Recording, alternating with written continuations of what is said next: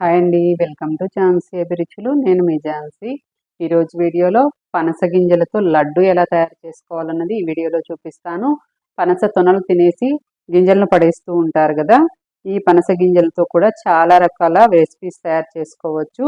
ఈరోజు నేను పనస గింజలతో లడ్డు ఎలా తయారు చేయాలో చూపిస్తాను.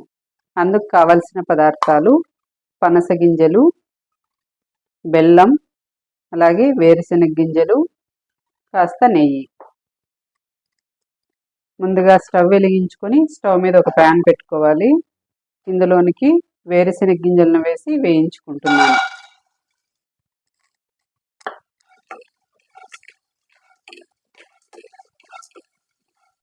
వేరుశెనగ గింజలను ఇలా వేయించుకున్న తర్వాత వీటిని ఒక ప్లేట్లోనికి సపరేట్ చేసుకోవాలి.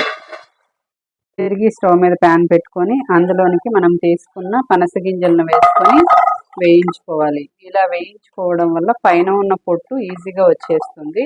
అందుకోసమని పనస గింజలను వేయించుకోవాలి. పనస గింజలన్నింటినీ ఈ విధంగా బాగా వేయించుకోవాలి. ఇలా వేయించుకోవడం వల్ల పొట్టు ఈజీగా వస్తుంది, అలాగే ఇందులో ఉన్న నసురు కూడా తగ్గుతుంది. అందుకోసమని ఇలా బాగా వేయించుకొని స్టవ్ ఆపేసి చల్లారనిచ్చి పైన ఉన్న పొట్టును తీసేసుకోవాలి. ఇలా పైన ఉన్న పొట్టునంతటిని నీట్గా తీసేసుకోవాలి.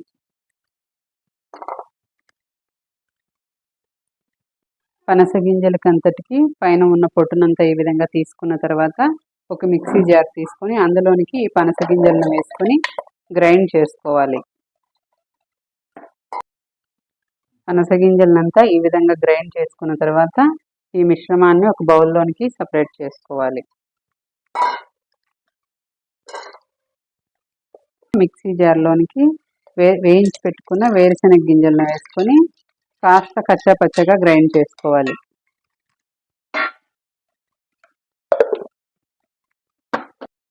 ఈ విధంగా గ్రైండ్ చేసుకొని పెట్టుకోవాలి. తర్వాత స్టవ్ వెలిగించుకొని స్టవ్ మీద ప్యాన్ పెట్టుకొని అందులోనికి నెయ్యి వేసుకుంటున్నాను. నేను ఇక్కడ ఒక స్పూన్ నెయ్యి వేసాను. నెయ్యి కరగనివ్వాలి.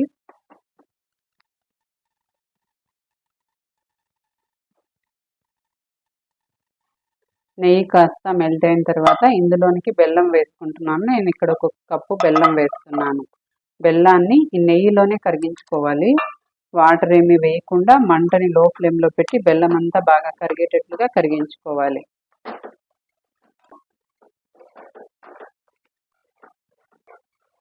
బెల్లం అంతా ఇలా బాగా కరిగిపోయిన తర్వాత ఇందులోనికి మనం గ్రైండ్ చేసి పెట్టుకున్న పనస గింజలు వేసుకోవాలి. అలాగే గ్రైండ్ చేసి పెట్టుకున్న వేరుశెనగ గింజలు కూడా వేసుకొని అంతా మిక్స్ చేసుకోవాలి.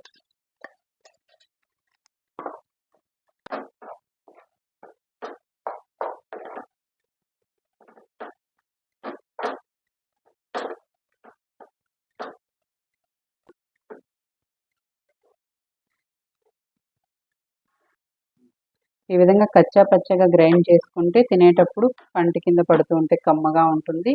ఇది కాస్త చల్లారిన తర్వాత ఉండలు చుట్టేసుకోవాలి. ఈ విధంగా కాస్త చల్లారిన తర్వాత దీన్ని ఉండలుగా చేసుకోవాలి. పనస గింజల్లో ఫైబర్ ఎక్కువగా ఉంటుంది, ప్రోటీన్స్ కూడా అధికంగా ఉంటాయి.